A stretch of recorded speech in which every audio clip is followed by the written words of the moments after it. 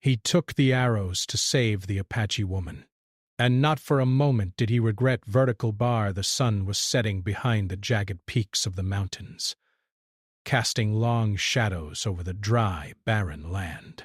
Jack Collins, a lone cowboy, rode his horse along the dusty trail, his mind occupied by the weight of his thoughts. He had left his family behind, his wife, his children, and now the world felt empty. The Wild West was a land of danger, a place where survival was a battle, and peace was something hard to come by. But Jack wasn't looking for peace anymore. He didn't believe in it. He had been wandering for months, trying to outrun the memory of the settlers' raid that had taken everything from him. The settlers had come in the dead of night, their torches lighting up the sky as they stormed the small cabin where Jack and his family had lived. By the time he reached the scene, it was too late. His family was gone, and all that remained was the charred remains of their home. Jack couldn't forget that night.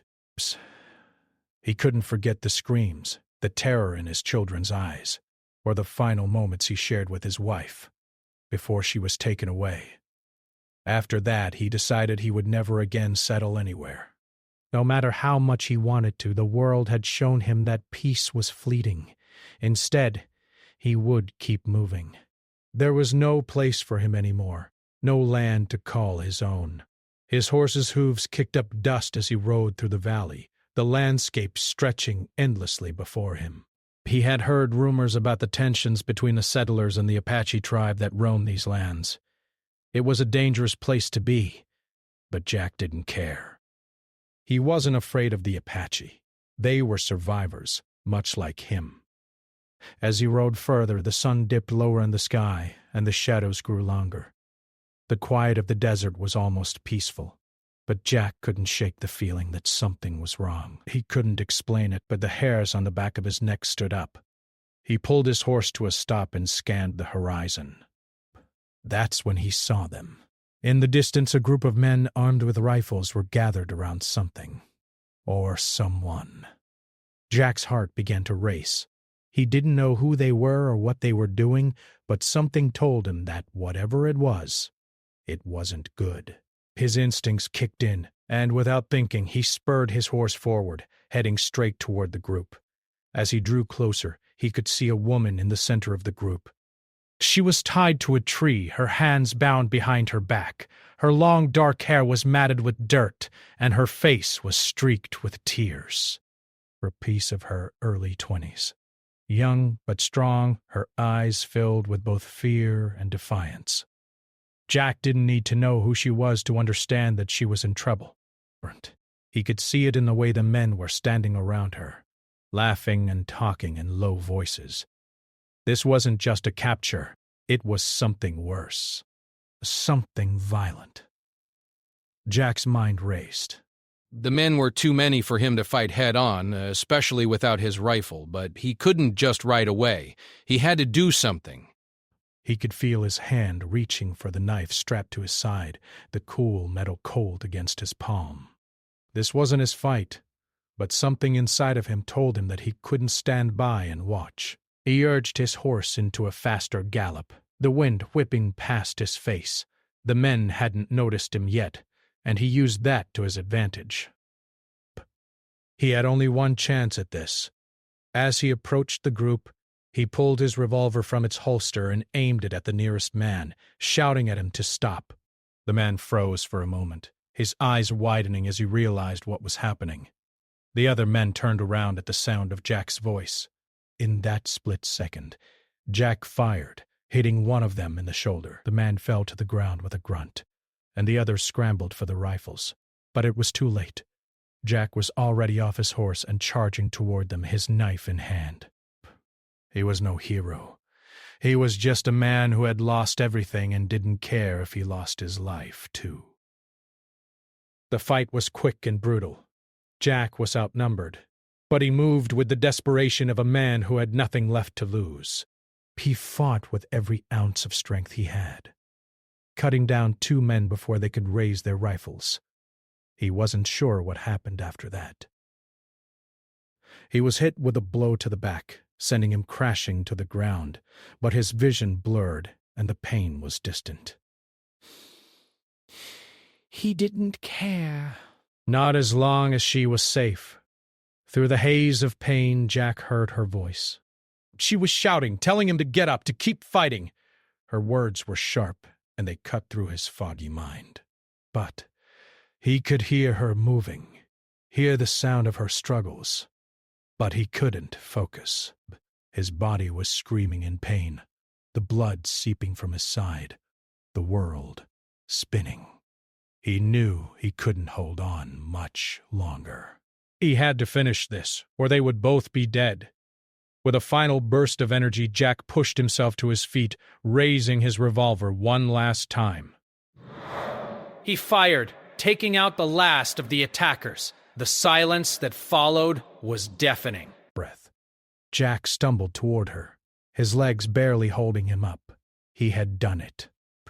He had saved her. But at what cost? His vision was fading, and he felt the coldness of death creeping in. He was ready to let go. He had nothing left to live for. But as he looked at her, her face filled with both fear and relief. Something inside him clicked. He wasn't ready to die. Not yet. Britt. The woman was kneeling beside him now, her hands shaking as she tried to untie the ropes that bound her. She worked quickly, and when the ropes were finally off, she pulled him into her arms, her voice trembling as she spoke. Breaths.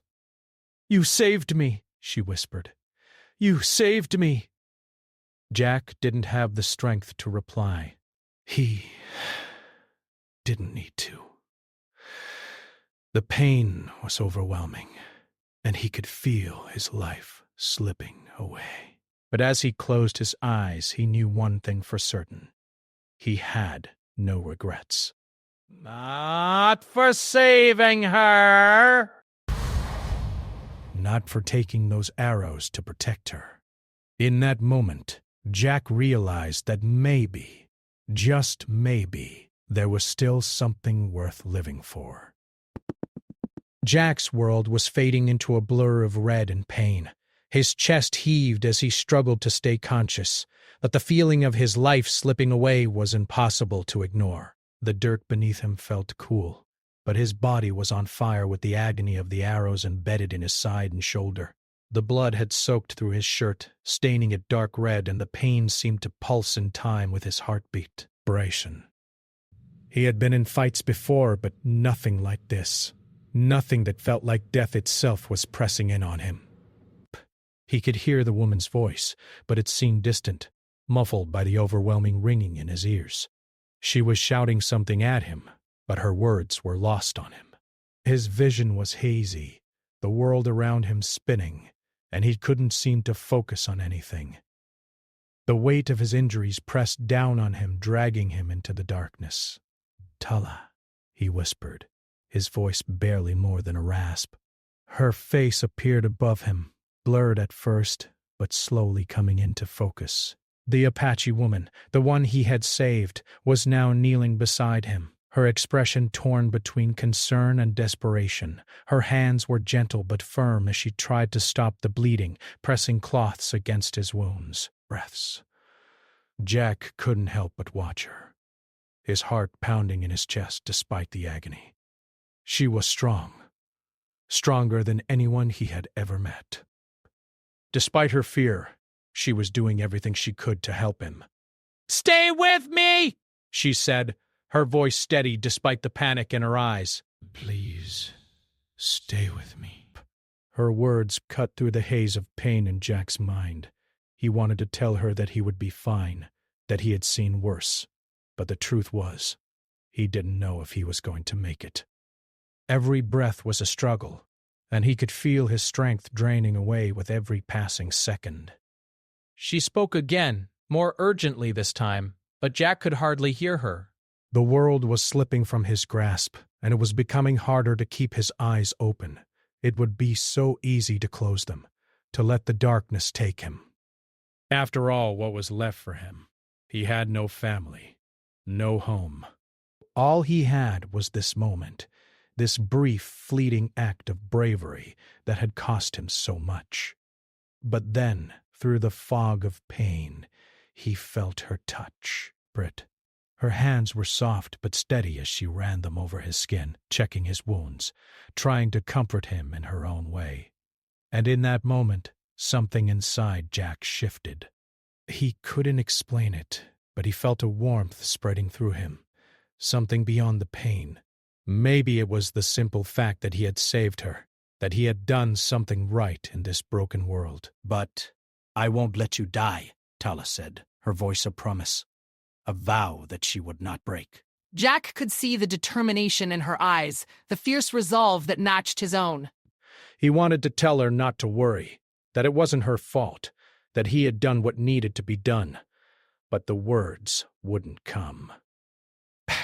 Instead, he simply nodded, a weak movement that didn't even make it all the way through his body. Tala's eyes shone with unshed tears, but she didn't cry. She didn't have time for tears. There was only one thing to do now: get him to safety. "Stay with me, Jack," she whispered. "Please stay with me." His eyelids felt heavy, and it took all his strength to keep them open. He could feel the warmth of her touch, the pressure of her hands against his wounds, and he felt an overwhelming sense of gratitude. She wasn't just a stranger to him anymore. She was someone who mattered, someone worth saving. But he didn't know what his life held in the future. But for the first time in a long while, he felt like he had a reason to keep fighting. Not for revenge, not for survival alone, but for her. The world tilted again, and Jack's head lolled to the side. He heard Tala's voice again, but this time it was filled with urgency. Breath. She was calling for help, her voice echoing in the distance. Jack tried to lift his hand to tell her that he didn't need help, that he would be fine, but the strength wasn't there. He tried, but his body refused to obey. His world was narrowing, and the darkness was creeping closer. "Please don't go," she whispered, her voice barely audible. "You can't leave me." Jack wanted to respond, to reassure her, but all he could do was breathe in shallow, ragged gasps. He could feel the blood seeping through his clothes, the pain in his side and shoulder intensifying with every breath. It was all he could do to stay conscious. Every part of him screamed for rest, for release, but something kept him clinging to the edge of the world. Tala was working quickly, her hands moving with practiced speed as she tried to staunch the bleeding, but Jack could tell it wasn't enough. He was losing too much blood, and every second felt like it could be his last. He wanted to tell her to stop, that she was doing her best, but the words stuck in his throat. His body felt heavier with every passing moment.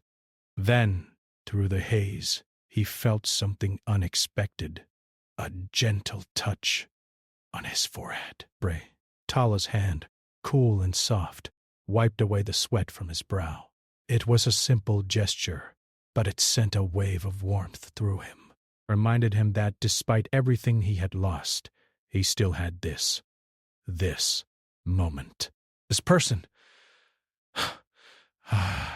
"I won't let you die, Jack," she said again, this time with more conviction. Her voice was steady now, filled with a strength Jack hadn't heard before. "Not after what you've done for me. You'll make it. You have to." Jack wanted to believe her. He wanted to believe that he could survive this, that he could pull through for her. But as the world around him darkened and the pain dulled to a distant hum, he knew he couldn't hold on much longer. It wasn't just the arrows. It was everything. The years of pain, loss, and loneliness that had built up inside him. This was the end of a long road. Tala didn't leave him. She stayed by his side, her voice a constant presence, urging him to keep fighting, to stay alive for just a little longer. Her hands, steady and sure, held him up when his body wanted to give in, and as Jack drifted between consciousness and the blackness that tugged at the edges of his mind, he knew one thing for sure. He had no regrets. He had saved her, and in doing so he had found something he hadn't even known he was looking for, a reason to keep going. Even if the arrows took him, he would die knowing he had done one thing right in a world that had shown him so much pain. As his world faded once more, he heard Tala's voice, stronger now, calling his name. Her words wrapped around him like a lifeline, and he clung to them as if they were the last thing that mattered. The sun had barely begun to rise when Jack's eyes fluttered open, and he immediately wished he hadn't. The pain hit him like a wave, crashing through every part of his body. His side ached, his shoulder burned, and his head throbbed with every beat of his heart. For a moment, he thought he might have imagined it all, thought he was still in that dreamlike haze where he'd fought for his life, and for her. But the sharp reality of his wounds told him otherwise. Tala's voice broke through his confusion, soft but urgent. "Jack, you're awake. You need to stay with me. Please." Jack blinked, his vision blurry at first, but he could make out the figure beside him. Tala, the Apache woman he'd fought to save, was kneeling next to him, her face filled with a mix of relief and concern. She had done everything she could, and it was clear she wasn't ready to give up on him yet. "Where are we?" he asked, his voice hoarse and weak. He wasn't sure if he had imagined it, but his head seemed to swim in a fog of dizziness. "We're safe for now," Tala replied. She was holding a wet cloth in her hand, dabbing it gently against his forehead. "We're far from the men who attacked us, but we can't stay here long." They'll come looking for us. Jack nodded slowly, trying to push through the haze of pain clouding his mind. He needed to focus. He had to get up, had to help her, but his body refused to cooperate. Every movement felt like an effort, every breath like a struggle. But the fire in Tala's eyes kept him from giving up. She wouldn't let him die, and he wasn't ready to leave her to face whatever came next alone.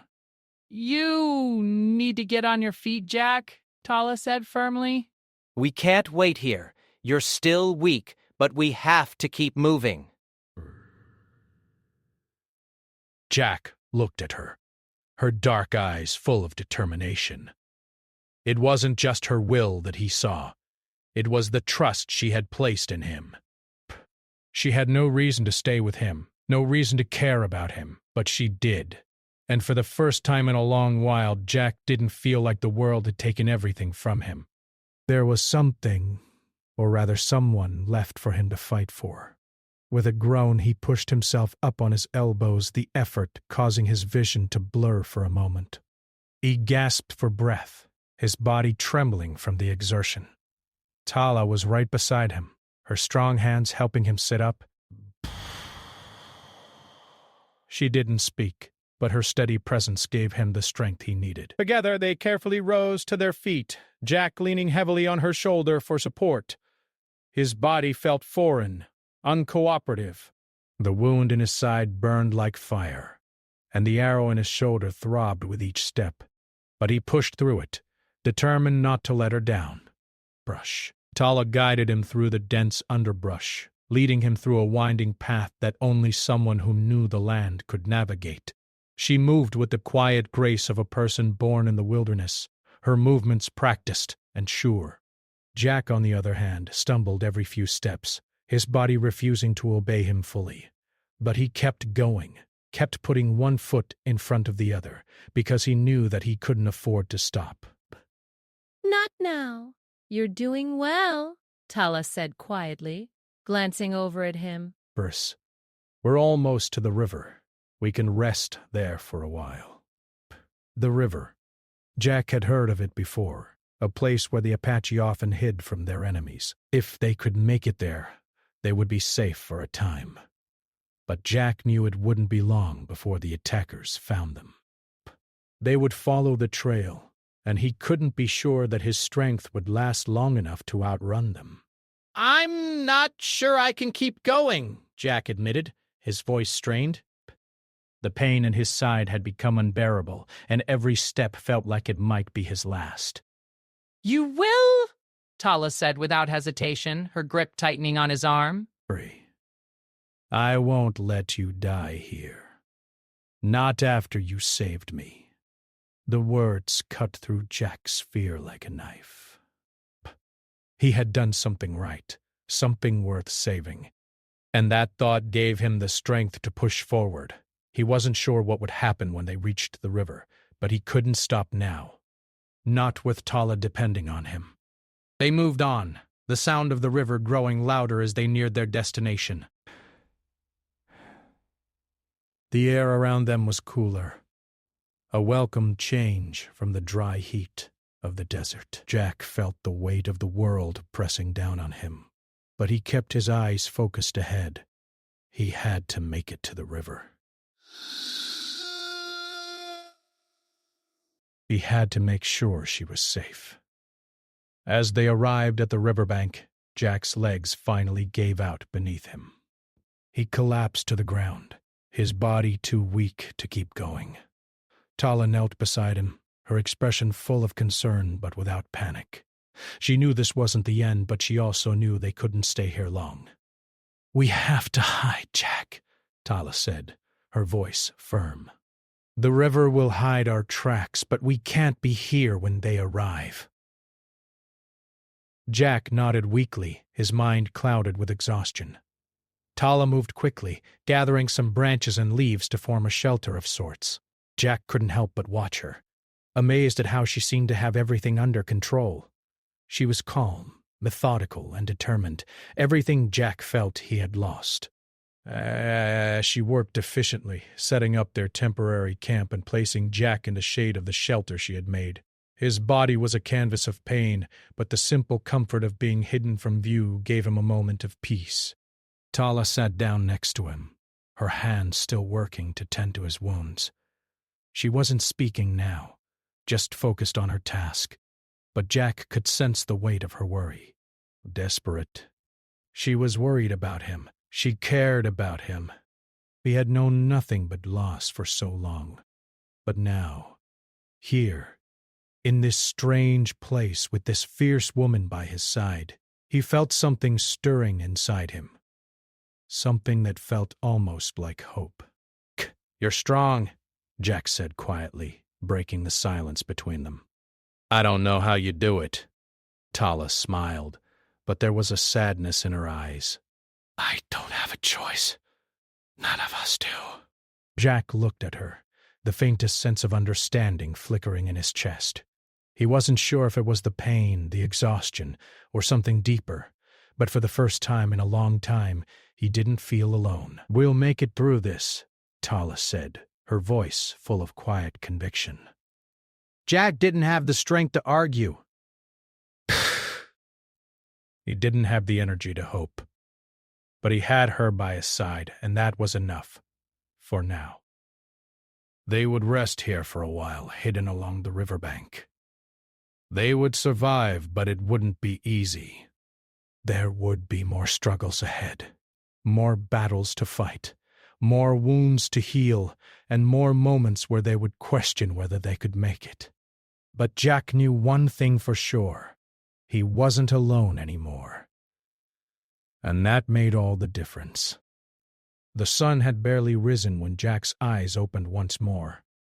He felt like he was awakening from a deep sleep, but the pounding pain in his side and shoulder reminded him that this was no dream.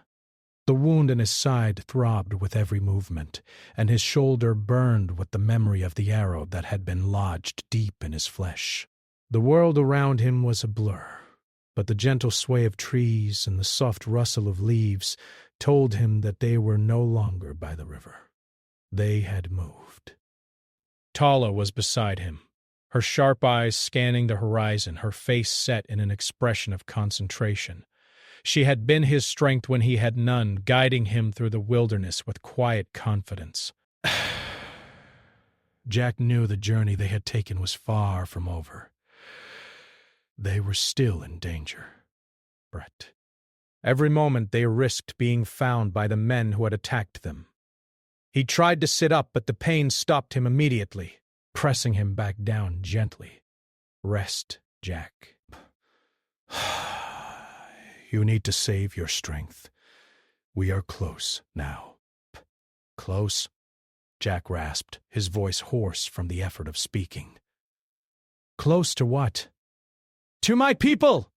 Tala replied, her voice calm, yet filled with a quiet strength. The Apache tribe.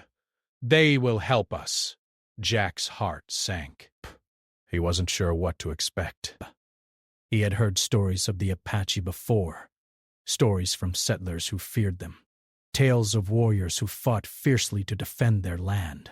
He wasn't sure what his place would be among them. Would they see him as an enemy? A threat? He had saved Tala's life, but that might not be enough. His past, his identity as a settler, could be a burden to him now. Tala seemed to sense his unease. Don't worry, Jack. My people are not like those who have harmed you. They are not quick to judge. But you must prove yourself to them. Prove himself. Jack didn't even know how to begin. He had done everything he could to survive, to fight, but he had never been part of a tribe, never been a part of something larger than himself. But for some reason he trusted Tala. Her words gave him hope, a glimmer of belief that he might find a place where he wasn't just a man running from the past. He might find a future here. But he knew he had to take it one step at a time. They continued their journey through the dense forest, the path winding through thick trees and underbrush. The air was heavy with the scent of pine and earth, and the sun's rays filtered through the leaves above, casting dappled shadows on the ground. The quiet beauty of the land was both calming and unsettling. It was a reminder that they were far from the life Jack had known. This was a place of danger, yes, but also of freedom, something he hadn't experienced in years. After several hours of walking, they reached a clearing, and Jack's breath caught in his throat. The sight before him was unlike anything he had ever imagined. A large camp spread out before them with teepees made of animal hides and wooden frames, smoke rising from small cooking fires. Breath. Children ran through the camp, laughing and playing, while women and men worked together, preparing food and mending clothes. There was a sense of community here, a quiet harmony that Jack couldn't quite understand but deeply admired. Tala led him forward, and Jack followed, his heart pounding in his chest. He felt 1,000 eyes on him, each gaze filled with curiosity, suspicion, and perhaps even judgment. The Apache were proud, strong people, and Jack wasn't sure if they would welcome him with open arms or cast him out as an outsider. As they approached the center of the camp, an older man stepped forward, his face weathered by time and experience. His long, dark hair was tied back, and he wore a headdress of feathers, a symbol of his rank. Tala stopped in front of him and bowed her head respectfully. Jack instinctively followed her lead, his heart racing. "This is my father," Tala said softly. "The chief of our people." The chief's sharp eyes studied Jack for a moment, and Jack held his breath. He knew that the chief's judgment would determine his fate here. Tala's father stepped closer, his presence commanding yet calm. There was no hostility in his gaze, but there was a quiet strength that made Jack feel like a child again, unsure and out of place. "You are the one who saved my daughter," the chief said, his voice deep and steady. "Tell me why." Jack swallowed hard, the weight of the moment heavy on his chest. He wasn't sure how to explain it, how to put his actions into words that would make sense. But he knew he had to speak honestly, so he did. "I did it because it was the right thing to do," Jack said, his voice rough but sincere. Breath. "I saw her in danger, and I couldn't stand by and let her suffer. I didn't think of myself. I thought only of her." The chief nodded slowly, his expression unreadable. "The right thing to do," he repeated, as if weighing the words in his mind. "You are not one of us, but you are not like the others either. Pit." I see that. Jack didn't know what the chief meant by that, but he didn't have time to think about it. The chief turned to Tala and spoke to her in their native tongue, a language Jack didn't understand. Tala responded in the same language, her voice steady, but Jack could hear the emotion behind her words. He couldn't make out what they were saying, but he sensed that the conversation was important, that it held the key to his future here among the Apache. Finally, the chief turned back to Jack, his gaze piercing. "You are welcome here," he said, his voice carrying the weight of authority.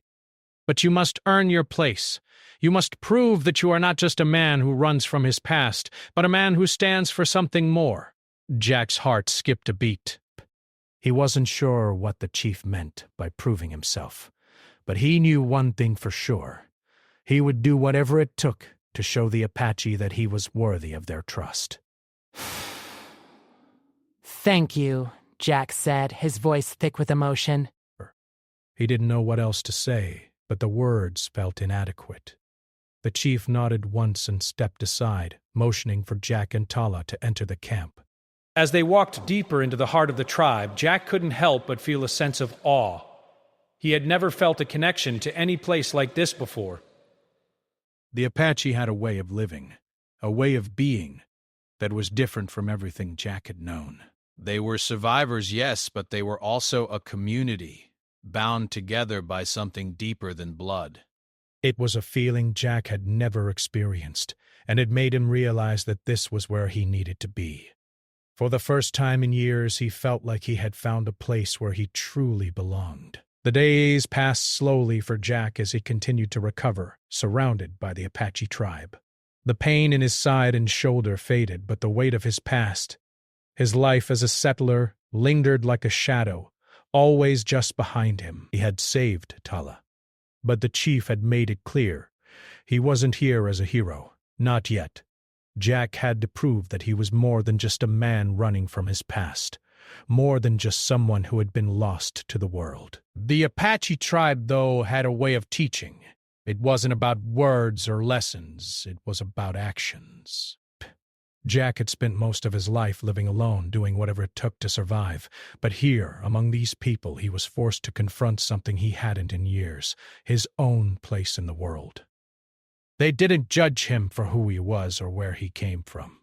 They simply watched, waited, and gave him space to figure it out. Each day, Tala would check on him, her presence always a quiet comfort. She never asked for anything more than Jack's effort to keep moving forward.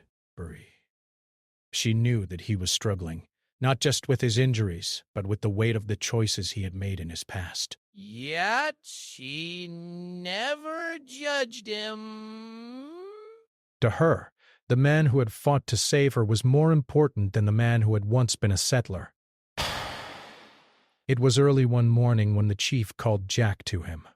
His voice was calm, yet there was something in his eyes that Jack had come to respect. The chief had seen more in Jack than Jack had seen in himself. "Today," the chief said, "you will prove yourself." Jack's heart skipped a beat. He had been expecting this, but it didn't make it any easier. What did the chief mean by proving himself? What did he need to do to earn his place in this tribe? He couldn't go back to his life as a settler. The past was gone, and there was no turning back. But he had a chance here, with the Apache, to build something new. The chief didn't offer many words of encouragement, but instead he handed Jack a bow and a quiver of arrows. The look in his eyes told Jack everything he needed to know. This was a test, not just of skill, but of his heart, of his spirit. "You will hunt with us today," the chief said. "We hunt for food, but we also hunt for purpose. Prove that you understand what it means to fight for something more than yourself. Prove that you belong here." The hunt was no easy task. Jack had always been a marksman, but hunting in the wild with the Apache was a different kind of challenge. The land was unfamiliar, the sounds of the forest seemed alien to him, and the rhythm of the tribe's movements was a language Jack was still learning. But as they moved deeper into the wilderness, something began to change inside him. He started to feel a connection to the land, to the people around him, to the hunt itself. This wasn't just about survival. This was about respect. Respect for the land, for the animals, and for the life that was all around him. He followed the chief and Tala, learning from their movements, their quiet patience. The forest whispered around them, 1,000 sounds blending together. Jack could feel the pulse of the earth beneath his feet, the heartbeat of the world. And as they moved through the trees, Jack realized something important. This wasn't just a test of skill. It was a test of understanding. The Apache didn't take more than they needed. They didn't fight to conquer. They fought to survive, to live in harmony with the land and each other. After hours of tracking, they finally spotted their quarry, a large deer, grazing in a clearing just ahead. The chief motioned for Jack to take the lead, and with a deep breath, Jack nocked an arrow and aimed carefully. His fingers shook with the weight of the moment, but his instincts took over. The world around him seemed to disappear as he focused on the animal in front of him. He could feel the bowstring vibrate in his hands, the tension building, and in that instant he understood what it meant to be part of this world. But the arrow flew, swift and true, striking the deer with precision. It fell to the ground, its life taken swiftly and honorably. Jack exhaled slowly, his heart racing as he watched the deer's final moments. This was the balance the Apache lived by, a balance between life and death, between the hunter and the hunted. He had earned his place in that cycle today. Tala was beside him in an instant, her hands gentle as she touched his arm. "You did it," she said, her voice filled with pride. Jack could feel the warmth of her words, and for the first time in a long time, he felt like he had done something right. The chief approached, his face unreadable as he examined the kill. He didn't offer praise or criticism. Instead, he nodded once, a simple acknowledgement of Jack's efforts. It was enough. Jack had passed the test, but more importantly, he had earned something far more valuable: his place in the tribe and in the world of the Apache. That night, as the tribe gathered around the fire to celebrate their successful hunt, Jack sat among them, his heart full. He had always been alone, always fought for survival. But here, with these people, he was part of something larger than himself. He had a place, not because of what he had done, but because of who he had become. But Tala sat next to him, her gaze soft as she looked at him. "You're home now," she said quietly. Jack looked at her, a smile tugging at the corners of his lips. He didn't have the words to express what he felt, but he didn't need to. She understood. The fire crackled in front of them, the flames dancing in the night air. Jack could feel the warmth on his face, but it wasn't just the fire that warmed him. It was the sense of belonging, the sense of family that surrounded him. The tribe had accepted him, and more than that, they had shown him that there was more to life than just surviving. There was living. In the days that followed, Jack continued to learn the ways of the Apache. He learned to hunt with precision, to live in harmony with the land, and to respect the balance of life and death. He grew closer to Tala, and his bond with the tribe deepened, passed. They weren't just a group of people to him anymore. They were his family, his home. But even as he settled into this new life, Jack knew there would always be a part of him that carried the weight of his past. The settlers' raid, the loss of his family, those memories would never fully fade. But now, they didn't define him. The Apache had shown him that there was a way to live with honor, to fight not just for survival, but for something more. He wasn't just a man running from his past anymore. He was a man with a future. And as he looked at Tala, sitting beside him by the fire, he realized that he had found his place, his purpose. He had found love. And he had found a home, Banis. And that was all he had ever truly wanted.